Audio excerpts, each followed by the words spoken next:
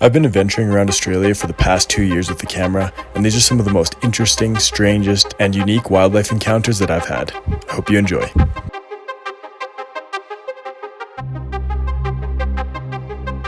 So first off, we have my first ever survival challenge, and this is the challenge where I asked ChatGPT how to survive in the wilderness and followed the instructions.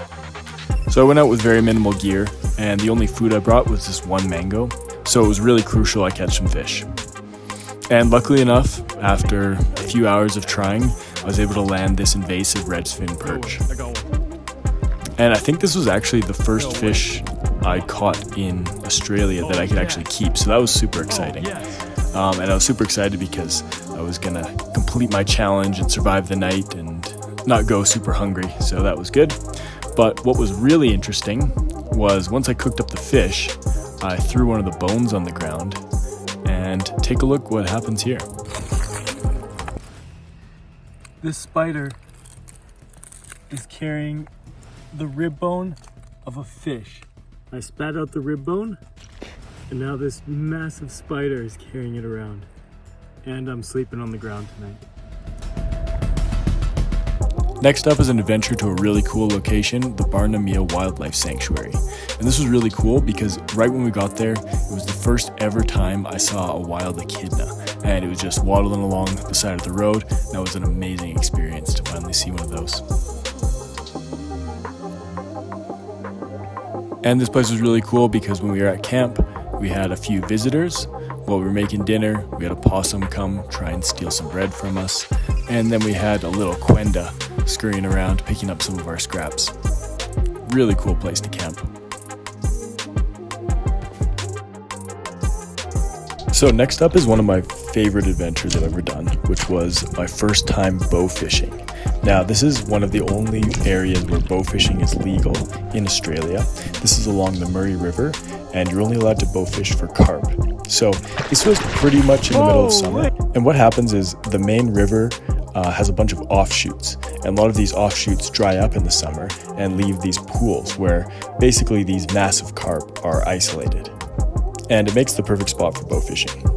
So this footage here, it may look easy when you watch the whole video how I did it, but it definitely was not. I actually went out for 2 days prior to this and was just shooting from the shore, and it was completely miserable. I ended up hitting one fish, but not a kill shot or anything like that, and it ended up getting away.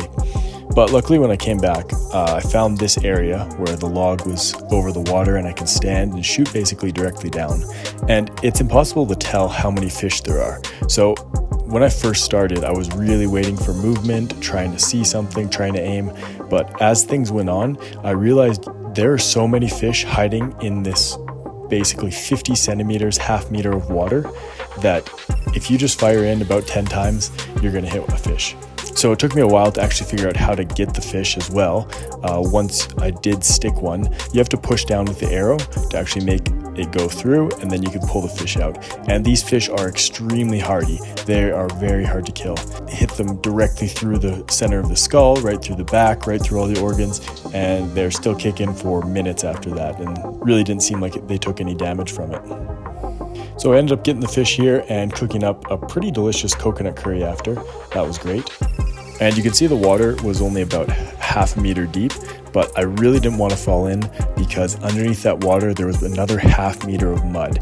And I did step in it a few times, and I did not want to end up getting stuck in that, falling down, and yeah, not fun. And this just goes to show how many fish are in the main river. I took some of the guts from the fish I was cooking up, put it on a set line, and before I was even done cooking, I had this little baby carp on my line. So they are everywhere and they will eat pretty much anything. And legally, you need to leave these fish on the shore when you catch them. And then the next morning I went out and I had some real success. So I ended up getting 3 fish in total, and I filleted all those up. So there's quite a bit of processing you have to do to make carp edible. And I did that and made some pretty good meals out of it and put that on my channel. But in the end, I just decided to take some of the extra fillets I got and use them for bait. Use them for crab bait, for fishing bait. It actually worked pretty well to catch brim, which was interesting. But then I ended up getting a bunch of it stolen by some seagulls while I was fishing. But once again, these are an invasive fish and they do need to be managed and controlled so they don't outcompete all of the native species. But this was really just an incredible experience and I'm so happy I got to do it. I'm gonna fillet these things and hit the road. This is gonna be awesome food for the week. Next up, we have a 4-day catch and cook adventure that I went on. And this one was really fun because when I first started, I caught the biggest yabby, it turned out to be a marin, that I've ever seen. And I caught a whole bunch of them. And unfortunately, I didn't have my trap with me. I probably would have got even more. However, it must have been a really special season or something like that because I came back a week later with bait and a trap and didn't even see a single one. So something interesting was going on that day. I also had an echidna running around my camp, and the next morning I managed to catch a redfin, and unfortunately while filleting it, I lost half of the fish into this really deep pool and wasn't able to get it back. It got snapped up pretty quickly. Then when I was cooking up the fish, I made friends with a kookaburra, which was a really incredible, really unique experience.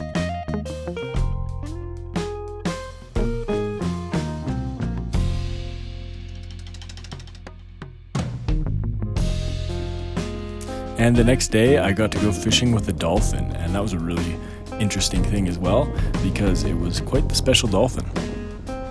Wow!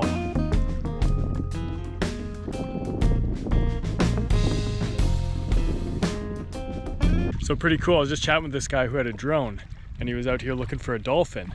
I said, oh yeah, there's one swimming by just like 5 minutes ago. And he was telling me about it. It's a very specific dolphin. It hunts in that like circular pattern because it's got a deformed lower jaw. So it can't hunt like a regular dolphin. So it kicks up all the mud with its tail and kind of nets in the fish with like a cloud of mud and then eats the fish that way. And there's usually a pelican or two hanging around, he said, and exactly like he said, there was 2 or 3 pelicans hanging around looking for a free meal with him.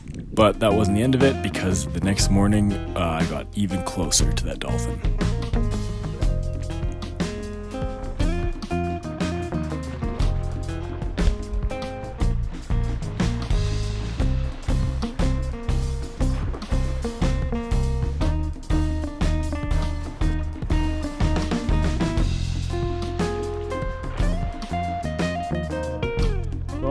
Very cool, but there goes all my fish. If I can clean up some of the scraps.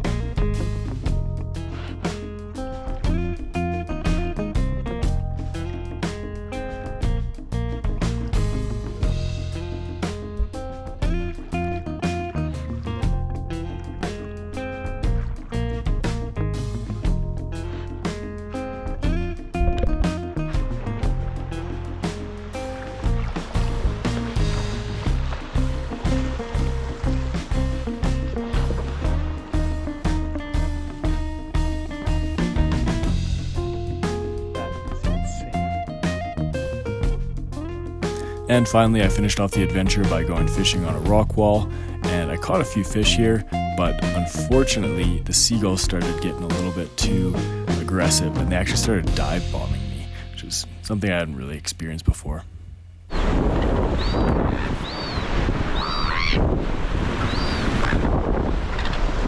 What the f? Next up, we have my first time ever crab hunting. Now, this is a really cool experience because it's like a hybrid between hunting and gathering. And I did this all day and barely got any meat out of it at the end. But it was totally worth it and a lot of fun. Spent the whole day in the water, out in the sun, having a great day. And crabs are just some really weird creatures. Just imagining what they would be like if they were like the size of dogs walking around, it would be absolutely terrifying. Next is my first time catching flathead, and I got a couple this day, but the weirdest thing was, after I completely gutted the fish, I put it in the bag, and it kept flopping around, which is really weird. But flathead are delicious. We had an amazing cook after this, and made some delicious sandwiches. Next up, we have a paddleboarding adventure that we took to a lake that apparently had no fish. But when we got there, we noticed something bright orange swimming through the weeds. It ended up being a massive koi fish or some kind of carp, probably a goldfish that someone let loose into the lake. Either way, it was unexpected and really interesting to see. Like koi fish or something. Giant orange fluorescent fish.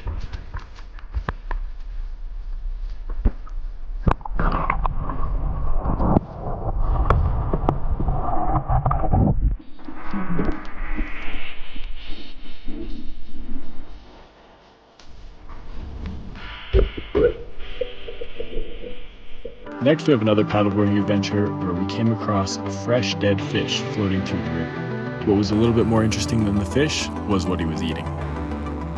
Very nice fish here. But what's even more interesting is not the fish, but what's inside the fish.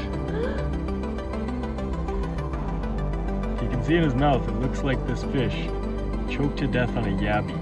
There's one half sticking out of his throat, and just the claw and like a bit of his head is sticking out.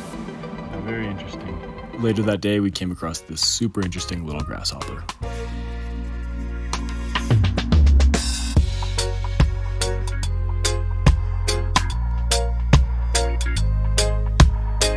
Next up, we have our adventure in Narooma. Now, this is a little coastal town, which a lot of cool things happened. We had some rays, we had a ton of friendly lorikeets at our camp, we found some lazy seals laying around, and then I got a chance to catch some brim. So it started off with a few small ones, and then I managed to catch a massive one, and I wasn't aware of how big it was at the time. I've only done a little bit of brim fishing in the past, but this is definitely by far the biggest brim I've ever caught, and probably the biggest brim I'll ever catch. We ended up cooking it up, and it tasted amazing, and then we fed the guts to the local pelicans. We also managed to catch our first ever triggerfish. And then right at the end, I was trying to catch this flounder that I saw swimming around the edge of the dock.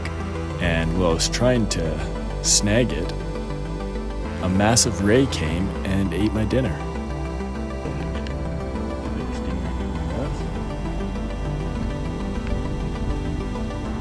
Oh shit.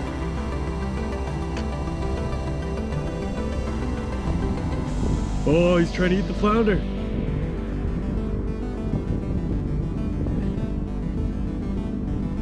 And next up, we have my first ever bow hunt.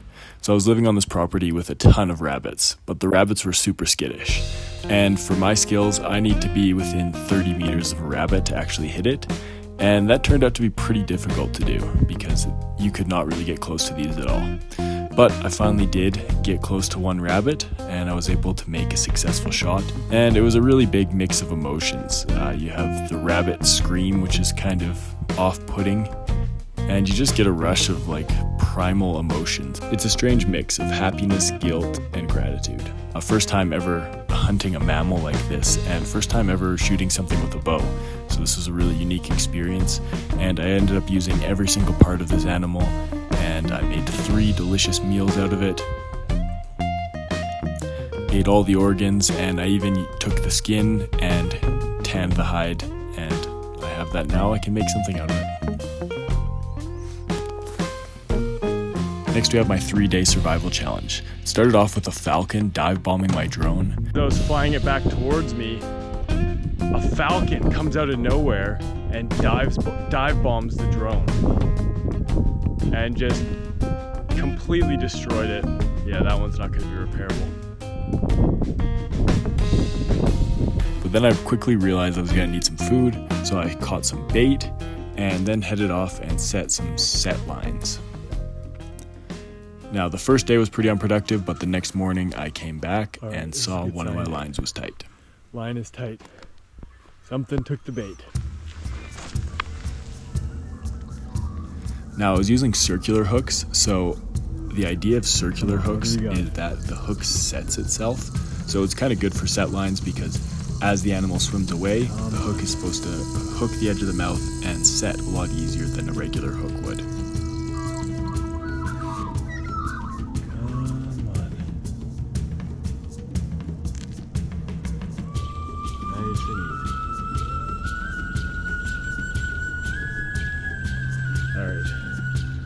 stick.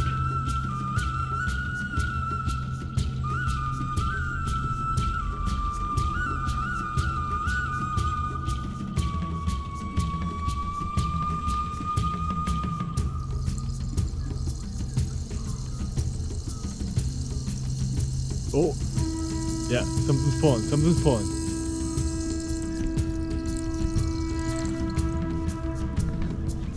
Come on. Let's get this stick out of the way.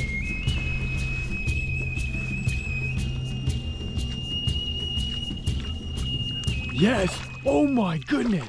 Look at that! No, no, no, no, no! No! Are you kidding me?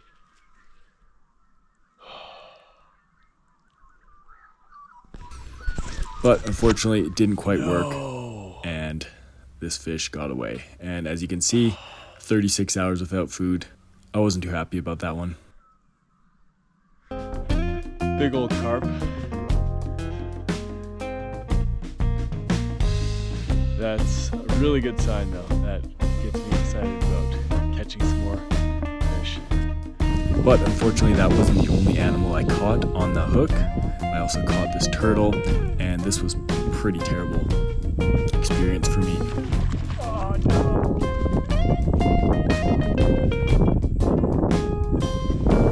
I didn't actually have pliers with me, so I spent about 15 minutes trying to pull the hook out of its mouth using sticks to pry it open. Its super powerful jaws trying to bite me the whole time, and I ended up letting it go back into the water, and I had to go get pliers and come back like 3 hours later to finally pull the hook out of its mouth, but it seemed to be fine when I let it go. Now, those are some of the best interesting and weird wildlife encounters I've had over the past 2 years while adventuring around Australia with a camera.